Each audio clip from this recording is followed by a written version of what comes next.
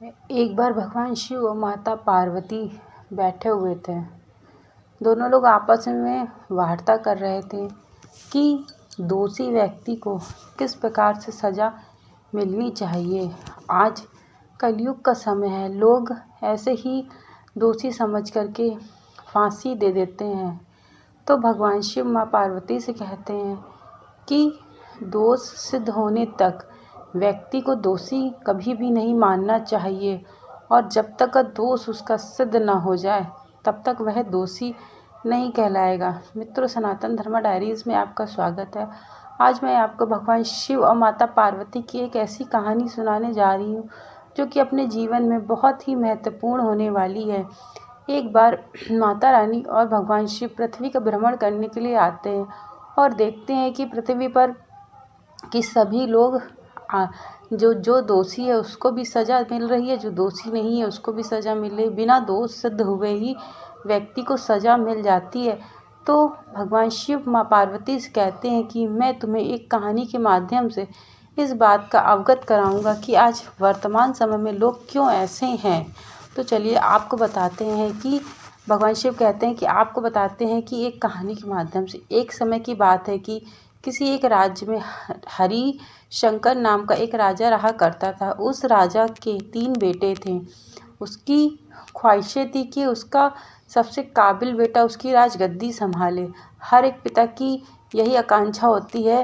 भगवान शिव माँ पार्वती से कहते हैं हर एक पिता की यही आकांक्षा होती है कि जो सबसे योग्य हो उसी को राज्यपाट संभालने के लिए कहा जाए। लेकिन वह इस बात जो राजा था, लेकिन इस बात का लेकर संशय में था कि तीनों में से सबसे श्रेष्ठ पुत्र कौन सा है। एक दिन राजा को एक तरकीब सूझी।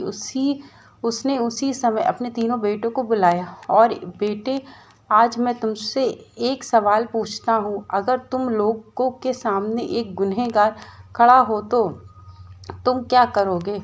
इस पर सबसे बड़ा पुत्र तो जो था उसने कहा, मैं अपराधी को सजाए मौत दे दूंगा। उसी में दूसरे बेटे ने कहा कि गुनहगार को काल कोठरी में डाल दूंगा। जबकि तीसरे बेटे ने कहा कि पिताजी, हमें उसे उस सज़ा देने से पहले इस बात की जांच करनी चाहिए कि क्या वाकई में वो अपराधी है या नहीं है। तब भगवान शिव माँ पार्वती से कहते हैं कि बिना किसी भी व्यक्ति पर जांच पड़ताल किए किसी भी व्यक्ति को सज़ा कभी भी नहीं मिलनी चाहिए। पृथ्वी पर ऐसा आज कलयुग चल रहा है कि अगर किसी पे लोगों पे जरा से ही दोष सिद्ध हुआ तो लोग ये समझ जाते हैं कि यह व्यक्ति दोषी है। जरा सी भी अगर व्यक्ति को पता चल जाए इसने यह अपराध किया हुआ है, भले ही उसने किया ना हो, लेकिन वर्तमान समय में लोग यही समझते हैं कि ये दोषी है। और जब दोष सिद्ध नहीं हो पाता है तो लोग कहते, मैं तो जानता था कि तुम ऐसा नहीं कर सकते हो। इस पर जो उसका छोटा बेटा था, भगवान शिव से कहते हैं माँ पार्वती, इस पर जो उनका सबसे छोटा तीसरा बेटा था उसने एक कहानी सुनाई जो कि आपको भी माँ पार्वती से कहते जो कि आपको भी सुननी चाहिए।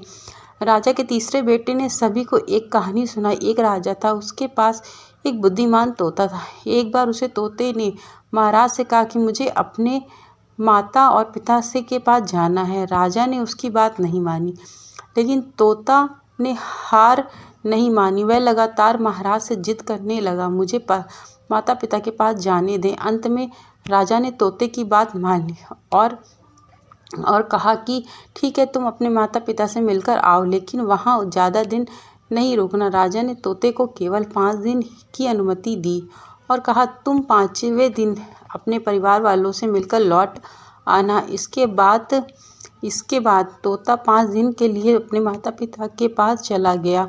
6ठे दिन जब वह राजा के पास लौट रहा था तो उसने सोचा कि क्यों ना वह महाराज के लिए कुछ उपहार ले जाए। फिर वह पर्वत की ओर निकल पड़ा। दरअसल वह महाराज के लिए अमृत फल लेना चाहता था। वह पहुँचते पहुँचते रात हो गई। तोते ने पर्वत पर पहुंचकर फल तो ले लिया, लेकिन रात हो जाने के कारण वह आगे नहीं बढ़ पाया, वहीं रुक गया। जब उस रात जब तोता सो रहा था तभी एक सांप वहां आया और उसने राजा के लिए अमृत फल को खाने लगा। सांप ने फल को खाया, इस कारण उसे फल में जहर फैल गया। हालांकि तोते को इस बात की भनक तक नहीं थी। अगली सुबह जब वह तोता जागा तो वह फल लेकर महल की ओर चल दिया। जब राजा वहां पहुंचा तब जब वह तोता वहां महल पहुंचा तो खुशी खुशी सीधे राजा के पास गया और कहा, महाराज, मैं आपके लिए यह फल अमृत फल लेकर आया हूँ। आप इसे खाएंगे तो सदा के लिए अमर हो जाएंगे। यह सुनकर राजा काफ़ी प्रसन्न हो गया। उन्होंने तुरंत उसे अमृत फल को खाने के लिए मंगाया। इस पर एक मंत्री ने कहा, जरा रुकिए महाराज, आप इस फल को बिना जांच के लिए किए कैसे खा सकते? एक बार याद देख तो लीजिए कि तोता द्वारा लाया गया फल अमृत फल सही है या नहीं। राजा उस मंत्री की बात से सहमत हुआ और कहा कि तुरंत इस फल को एक कुत्ते को खिलाया जाए। राजा का आदेश पाकर सैनिक ने फल खाया, एक टुकड़े कुत्ते को खिलाया। फल खाते ही कुत्ते की मौत हो गई। यह देखकर राजा गुस्से से आग बबूला हो गया।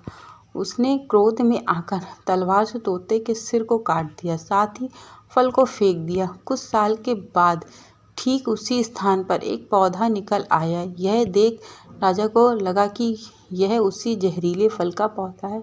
उसने सभी को आदेश दिया कि इससे पेड़ का फल कोई नहीं खाएगा। कुछ दिन के बाद एक वृद्ध व्यक्ति उस पेड़ के नीचे आराम करने के लिए रुक गया। उसे भूख काफ़ी जोर से लगी हुई थी। उसने उसी पेड़ के फल को तोड़ा और खाने लगा। फल खाने के बाद वह बूढ़ा व्यक्ति एकदम से जवान हो गया। राजा ने जब यह देखा तो वह आश्चर्यचकित रह गया। उसे समझ आ गया कि वह फल जहरीला नहीं था। मुझसे बहुत बड़ी गलती हो गई है। उसने बिना सच्चाई जाने तोते को मार दिया। इसे लेकर काफ़ी पछतावा भी हुआ। इसके लिए वह मन ही मन में खुद को कोसता रहा। इधर तीसरे राजकुमार की कहानी खत्म होने के बाद राजा हरिशंकर ने उसे ही अपना उत्तराधिकारी नियुक्त कर दिया। मित्रों, भगवान शंकर कहते हैं माँ पार्वती से कि किसी को भी सज़ा देने से पहले एक बार उसकी जांच पड़ताल जरूर से ज़रूर करनी चाहिए। जो व्यक्ति बिना जांच पड़ताल करे किसी को सज़ा देता है वह खुद ही गुनहगार हो जाता है, क्योंकि क्या पता कि उसने ऐसा दोष किया है कि नहीं किया है। वर्तमान समय में पृथ्वी पर भगवान शिव माता पार्वती से कहते हैं कि वर्तमान समय में आज का मनुष्य ऐसा ही है, बिना दोष सिद्ध किए हुए ही उसे दोषी मान लेता है और उसे सज़ा देने के लिए तुरंत खड़ा हो जाता है। इस कारण से आज का मनुष्य बहुत क्रोधी और बहुत ही बलवान होने की कोशिश कर रहा है। क्रोधी तो बहुत हो रहा है और आगे ही चलते चलते इतने पाप बढ़ रहे हैं कि लोग अपने पापों से मुक्ति तक नहीं पा रहे हैं। इस कारण से मनुष्य को यदि किसी को सज़ा देनी है, जब तक दोष सिद्ध ना हो तब तक उस व्यक्ति को कभी भी सज़ा नहीं देनी चाहिए, क्योंकि तब माँ पार्वती पूछती हैं कि यदि किसी को बिना दोष सिद्ध किए सज़ा मिल जाए और वह मार दिया जाए तो इसको क्या पाप, कौन सा पाप लगता है? तब भगवान शिव कहते हैं इस व्यक्ति को ना तो स्वर्ग में जगह मिलती, ना नरक में मिलती है और ना ही पृथ्वी लोक मिलती है। ये सिर्फ योनियों में भोगने के लिए भोगा ही करता है और अपने जीवन को पूरा ऐसे ही बिताया करता है। जिस व्यक्ति को ऐसा करने से पहले, सज़ा सुनाने से पहले जांच पड़ताल जरूर से ज़रूर कर लेनी चाहिए। मित्रों, वर्तमान समय में वाकई ऐसा है, बिना दोष सिद्ध किए हुए ही लोग सामने वाले को सज़ा देना प्रारंभ कर देते हैं, जबकि जब तक किसी भी व्यक्ति का पूर्णतः रूप से दोष सिद्ध न हो जाए तब तक उस पर टिप्पणी करना या गाली गलौज करना या किसी तरह से गलत बात बोलना सही नहीं होता है। इस कारण से आप लोग भी ध्यान रखिएगा, जब तक किसी व्यक्ति की दोष सिद्ध न हो जाए तब तक किसी भी व्यक्ति को उल्टे सीधे शब्दों से मत सुशोभित करिए। क्या पता उसने ये कार्य किया है या नहीं किया है, ये तो जांच होने के बाद ही पता चलता है। इस कारण किसी भी व्यक्ति को बिना जांचे, बिना दोष सिद्ध हुए कभी भी किसी को भी गलत नहीं मानना चाहिए। मित्रों, मेरे द्वारा बताई गई यह एक छोटी सी कहानी यह सीख देती है कि जब तक का किसी भी व्यक्ति पे दोष सिद्ध ना हो जाए तब तक उस बात के लिए पूर्णतः सहमत ना हो और अपने क्रोध को थोड़ा नियंत्रण रखें, ताकि उस व्यक्ति को किसी प्रकार की क्षति ना पहुंच सके। मेरा बस यही मतलब था कि इस कहानी को सुनाने का। मित्रों, यदि मेरे द्वारा बताई गई यह कहानी आप लोगों को अच्छी लगी हो तो चैनल को लाइक शेयर सब्सक्राइब करना मत भूलिएगा, प्लीज़ रिक्वेस्ट है। और यदि आप क्रेडिट कार्ड के लिए अप्लाई करना चाहते हैं तो मैंने डिस्क्रिप्शन बॉक्स में लिंक पिन कर रखा है, आप वहां जाके क्रेडिट कार्ड के लिए ईजिली अप्लाई कर सकते हैं। Thank you so much video को वॉच करने के लिए। अब मैं अपने वीडियो को यहीं विराम देती हूँ।